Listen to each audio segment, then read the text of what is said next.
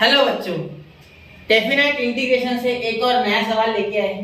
ठीक है, अब ये सवाल आपको इंडेफिनेट में मिला होगा और ये कहीं ना कहीं जाना पहचाना है आपके लिए, लेकिन डेफिनेट में कुछ अलग तरीके से सॉल्व करेंगे। ठीक है, चलिए तो सबसे पहले मैं आपको ये पूछता हूँ कि अंडर रूट अगर आपको ए स्क्वायर माइनस एक्स स्क्वायर दिखे तो आप एक्स की जगह क्या सब्स्टिट्यूट करना पसंद करोगे? क्या सब्स्टिट्यूट करोगे? आप बोलोगे सर बिल्कुल आप साइन कीजिए सर, साइन थीटा कर दो एक्स की जगह, क्योंकि ये हमने इंटीग्रल बाय सब्स्टिट्यूशन मतलब इंटीग्रेशन बाय सब्स्टिट्यूशन में इंडेफिनेट इंटीग्रेशन में सीख चुके हैं। ठीक है, आपके टेक्स्ट बुक में पिंक कलर का टेबल है। ठीक है, पेज नंबर मुझे याद नहीं है, 1.1 एक्सरसाइज के बाद है, तो जरा उसे देखना, आपको पता चलेगा। ठीक है, और मैंने भी लेक्चर में बताया है। ठीक है, जब मैंने पूरे लेक्चर शूट किए थे टेक्स्ट बुक से। ठीक है, टेक्स्ट बुक से यानी उसके एक्सरसाइजेस कराए थे। ठीक है, चलिए तो अब ये क्वेश्चन स्टार्ट करने के लिए तो पहले वो आपको पता होना चाहिए अप्रोच। ठीक है, तो जो भी है sin थीटा पुट करना है एक्स को। ठीक है, फिर कुछ ना कुछ यहाँ जुगाड़ आ जाएगा। ठीक है, ठीक, चलिए शुरू करते हैं सर। तो देखिए यहाँ यही से मैं क्वेश्चन चालू कर रहा हूँ। i इक्वल टू इंटीग्रेशन 0 से लेके a तक 1/x plus under root a square minus x square dx, जिसमें देखने लायक चीज इतना है कि यही आपका कुछ ना कुछ जुगाड़ दे सकता है, बाकी किसी में कुछ दम नहीं है। ठीक है, इतना पार्ट आपके काम का है, बहुत ज्यादा। ठीक है, तो चलिए काम कीजिए, ढूंढना आना चाहिए बेटा इंटीग्रेशन में। ठीक है, तो 0 से लेके a तक 1 अपॉन मैं पुट कर रहा हूँ, यही पुट कर देता हूँ, put x is equal to a sin theta, a sin theta, theta डाल दो। ठीक है, थीटा डाल दो, a sin थीटा। ठीक है, तो ये काम करते हैं, अब इसे डिफरेंशिएट भी करना पड़ेगा। बिल्कुल ठीक है, तो डिफरेंशिएट करोगे तो आपके पास आएगा dx बाय dt या d theta, sorry dx is equal to a cos theta d theta. ठीक है, ये कैसे आया बेटा? इतना डिफरेंशिएशन आपको आना चाहिए। ठीक है, एक बार मैं बता रहा हूँ, देखो x को डिफरेंशिएट किया तो आ गया dx बाय d थीटा, इसको किया sin को तो a cos थीटा आया। ठीक है, ये कांस्टेंट बाहर हो गया, cos sin थीटा का cos थीटा आ गया। ठीक है, और ये d थीटा इधर आ गया तो d थीटा ऐसे आ गया। ठीक है, a cos d थीटा।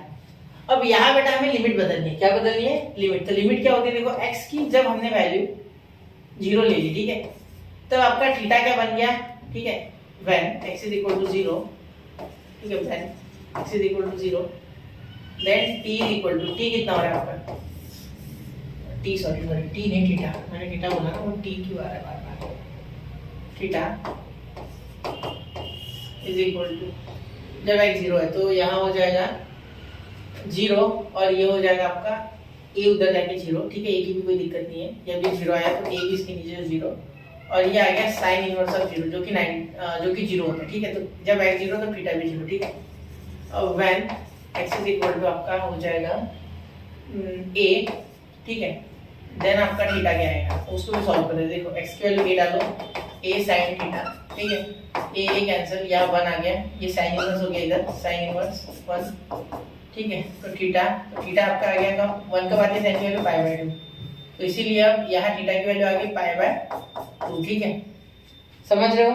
ठीक है सर, तो चलिए लिमिट बदलते हैं। i is equal to integration, limit नहीं बदली तो क्वेश्चन पूरा गलत। ठीक है, 0 से लेके pi by 2।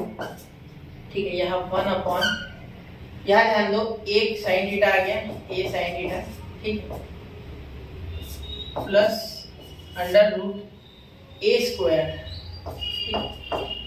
Minus x square, यानी a square sine theta minus a square sine square theta. ठीक है, और ये d थीटा। ठीक है, एक काम करिए, d थीटा यही लिखते। क्लियर?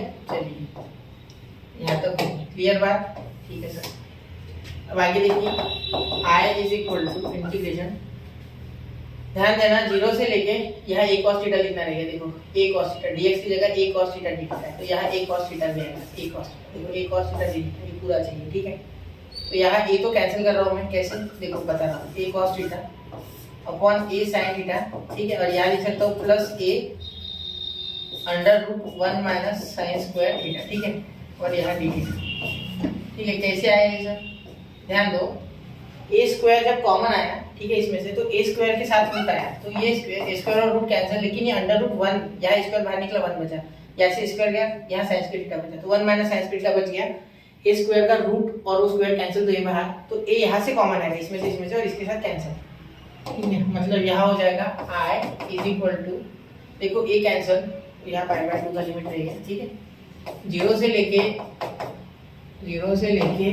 Pi by 2। ठीक है, यहाँ हो जाएगा ए कैंसिल, तो यहाँ आया cos theta upon sine theta, ठीक है, plus under root 1 minus sine square theta है ना, तो 1 माइनस साइन स्क्वायर थीटा का कॉस स्क्वायर थीटा आंसर आता है, ठीक है, कॉस स्क्वायर थीटा होता है, ठीक है, क्योंकि sine square theta plus cos square theta is equal to 1, तो ये साइन स्क्वायर थीटा उधर भाग गया, तो कॉस स्क्वायर थीटा, ठीक है, minus sine square theta is equal, sorry, cos square theta is equal to 1 minus sine square theta, ठीक है बेटा, समझ रहे हो।